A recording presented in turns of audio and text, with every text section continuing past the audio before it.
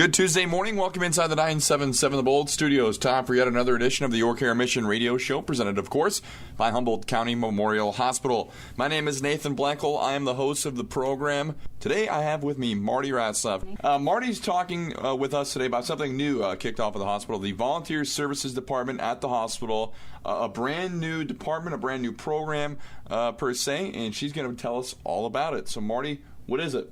Yes, so our volunteer service department, we started pretty much right as soon as the construction started. So as most of you are aware, our coffee shop is currently under construction, and our coffee shop was ran by our HCMH auxiliary volunteers on a daily basis to keep that place open and able to serve our patients and guests of Humboldt, of the hospital.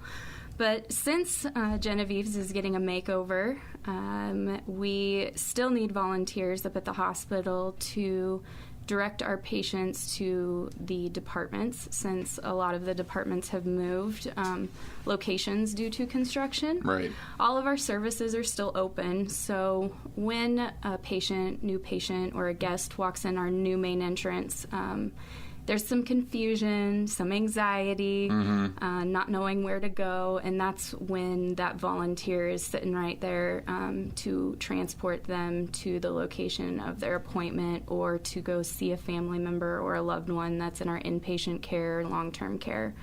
So volunteers are important members of our team.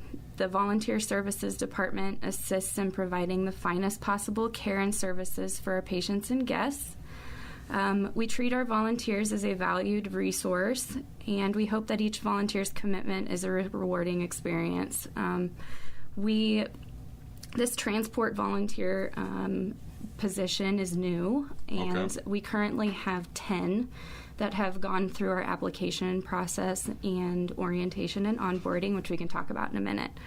But volunteering in healthcare provides opportunities and challenges not normally found in other not-for-profit environments.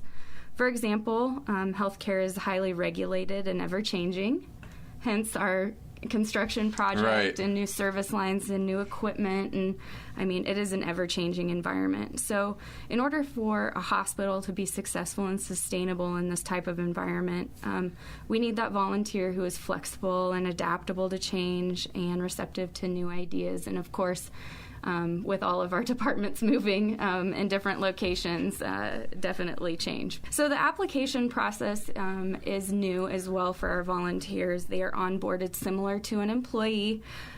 We go through an application, a brief interview, a background check. We do a health screening, making sure all of their immunizations are up to date, just so that they are protected from what, a hospital, what you can contract in a hospital, like, getting your flu shot and getting your TB test done and things like that.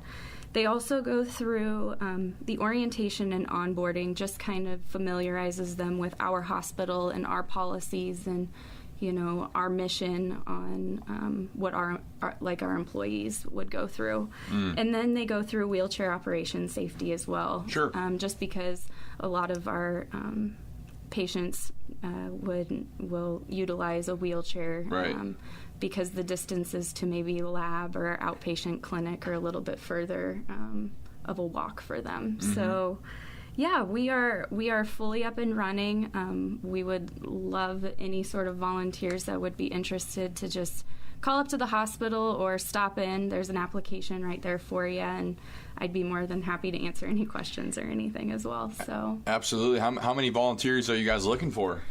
So we currently have 10. Right. What's the magic number? Well, there is no magic number because a volunteer is literally giving their gift of time and talent to us.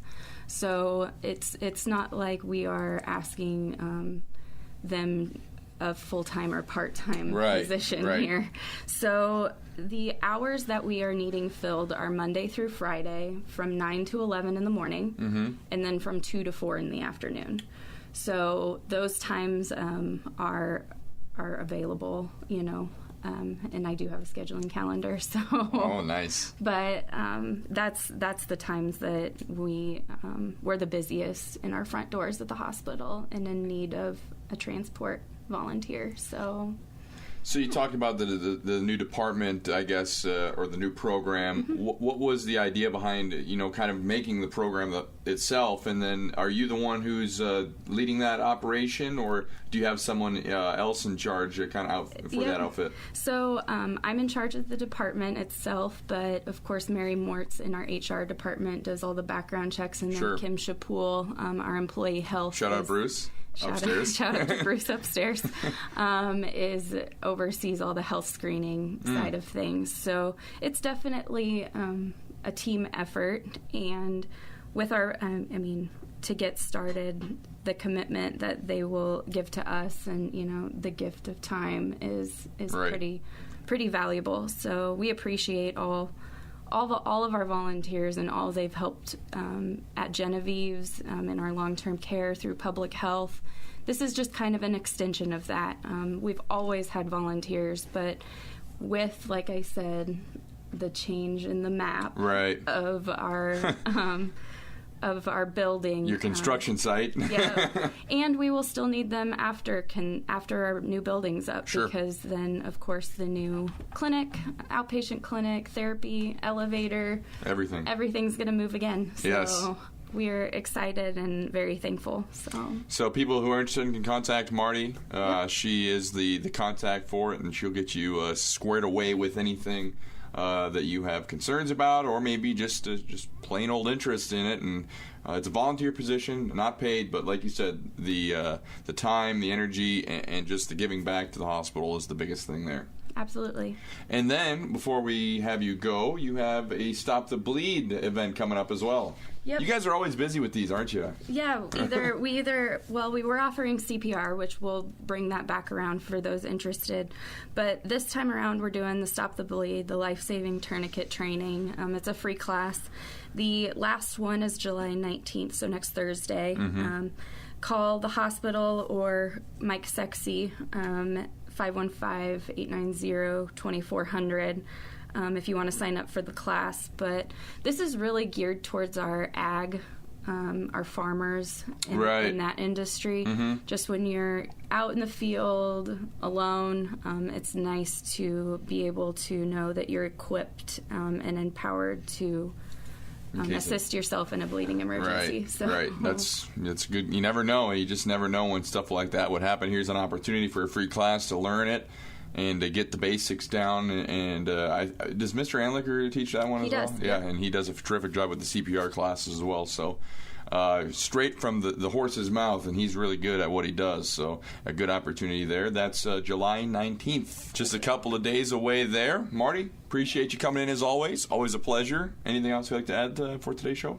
That is it. All right. Enjoy the rest of your week. You can listen back on this, 977thebolt.com. Have a great week. Hi, this is Courtney Palmer, certified respiratory therapist with the Humboldt County Memorial Hospital. Did you know more than 12 million Americans suffer from sleep apnea? You could be one of them and not even know it. If you suffer from daytime sleepiness, have morning headaches, frequently feel drowsy, suffer from high blood pressure, frequently wake up through the night, or are obese, you may be one of those 12 million Americans. At Humboldt County Memorial Hospital, we can easily diagnose a sleep disorder during a one-night sleep study. We even have 2 brand new, fully functional sleep labs right here in Humboldt. Isn't it time for you to make an appointment for a sleep study and finally get the good night's sleep you deserve? Call Humboldt County Memorial Hospital today at 332-4200. That's 332-4200 for Humboldt County Memorial Hospital, where we are committed to quality care close to home.